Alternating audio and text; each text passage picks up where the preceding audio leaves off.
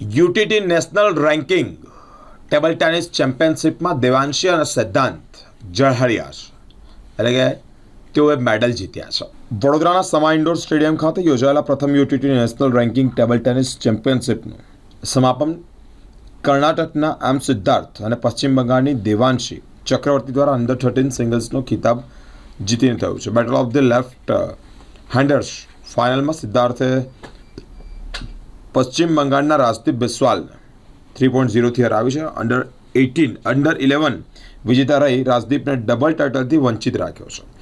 Under 13 girls ફાઇનલમાં દેવાંશીએ પોતાની સાથી ખેલાડી તિતાશ ચેટર્જીને 3-1થી હરાવી ખિતાબ જીત્યો છે.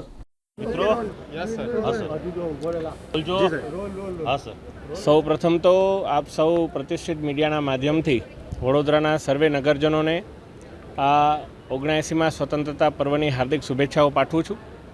અને આજે વડોદરાની અંદર રમતગમત ક્ષેત્રે એક નવો ઇતિહાસ રચાવા જઈ રહ્યો છે, ત્યારે 2500થી વધારે જેટલા રજિસ્ટ્રેશન જ્યારે નેશનલ રેન્કિંગ ચેમ્પિયનશિપમાં આવ્યા હોય, એ પણ ટેબલ ટેનિસ જેવા એક સારા એવા ખેલની અંદર, અને આમાં સમગ્ર દેશમાંથી ખેલૈયાઓએ ખૂબ સારા રમતગમતને ઉજવ્યું છે.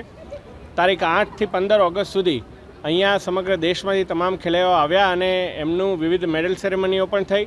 આપણા ગુજરાત રાજ્યના MOS સ્પોર્ટ્સ અને ગૃહ વિભાગ આદરણીય હર્ષ સંઘવીજી પણ આ મેડલ સેરેમનીમાં ઉપસ્થિત રહ્યા અને એમણે પણ આ રમતગમતના જે આ ઉજવણી હતી એમને બિરદાવી છે. હું સર્વે વિજેતાઓને, સર્વે ખેલાડીઓને હું ખૂબ ખૂબ શુભેચ્છાઓ પાઠવું છું અને આટલા સુંદર આયોજન બદલ TTFI, TTAB, UTT અને સર્વે એમના જે સપોર્ટિંગ જે એજન્સીસ છે એ સર્વેને હાર્દિક શુભેચ્છાઓ સહ અભિનંદન પાઠવું છું. ધન્યવાદ.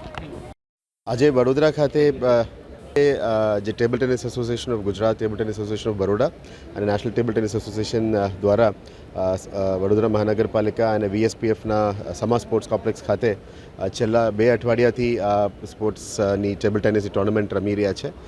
ગુજરાત લેવલનો આ કાર્યક્રમ છે અને નેશનલ લેવલમાં પણ અત્યારે નેક્સ્ટ લેવલમાં જઈ રહ્યા છે. એટલે માનનીય વડાપ્રધાનશ્રીનું અને માનનીય મુખ્યમંત્રીશ્રીનું માર્ગદર્શન હેઠળ જે ફિટ ઇન્ડિયા મૂવમેન્ટ અને ઓબેસિટી ફ્રી કેમ્પેન અને ખેલો ભારત અને ખેલો ઇન્ડિયાની કેમ્પેન ચાલી રહ્યા છે. એની અંતર્ગત તમામ સ્પોર્ટ્સને અમે આગેવાની આપી રહ્યા છે. ટૂંક સમય પહેલાં અહીંયા બાસ્કેટબોલ અને બેડમિન્ટનનું ટુર્નામેન્ટ્સ પણ કરવામાં આવ્યો હતો. સમા સ્પોર્ટ્સ કોમ્પ્લેક્સ વડોદરા માટે એક બહુ સારી જગ્યા છે, ઇન્ડોર સ્ટેડિયમ છે, જેમાં મલ્ટિપલ ગેમ્સ માટે અરીના ઉપયોગી થાય છે. આવનારા દિવસોમાં સ્પોર્ટ્સને વધારે વેગ આપવા માટે સ્પોર્ટ્સ ઇન્ફ્રાસ્ટ્રક્ચર અને સ્પોર્ટ્સ કોમ્પિટિશન્સ પણ આગળ લઈ જવામાં આવશે. મને કહેવામાં આવ્યું કે મોર દેન 1200 પાર્ટિસિપન્ટ્સ હતા અને મેન્સ એન્ડ વિમેન અને બોયઝ એન્ડ ગર્લ્સની ટુર્નામેન્ટ અહીંયા કરવામાં આવ્યો હતો. એટલે આવનારા દિવસોમાં ટેબલ ટેનિસમાં પણ ભારત દેશ ઇન્ટરનેશનલ લેવલમાં અત્યારે પરફોર્મ કરી રહ્યા છે. આપ જોઈ શકો છો કે ચાઇના, ઇન્ડોનેશિયા, સ્પેન આવા કન્ટ્રી સાથે અમે અત્યારે કોમ્પિટિશનમાં આગળ વધી રહ્યા છે. એટલે આવનારા દિવસોમાં ઇન્ટરનેશનલ ટેબલ ટેનિસ પિંગ-પોંગ જે કહેવાય એ બહુ સારી રીતે ઇન્ડિયા રોશન કરે અને વડોદરાથી પણ આપણા ખેલાડીઓ સારી રીતે આગળ વધી શકે એ બાબતનું અત્યારે આયોજન કરી રહ્યા છે. હું ટેબલ ટેનિસ એસોસિએશન તરફથી જે આયોજન કરવાના તમામ અધિકારીઓ, પદાધિકારીઓ અને આયોજકોને અભિનંદન પણ પાઠવું છું અને તમામ બાળકોને અહીંયા પ્રાઇઝ વિનર્સ છે અને પાર્ટિસિપન્ટ્સ છે એમને પણ અમે શુભેચ્છાઓ પાઠવીએ છીએ. Thank you.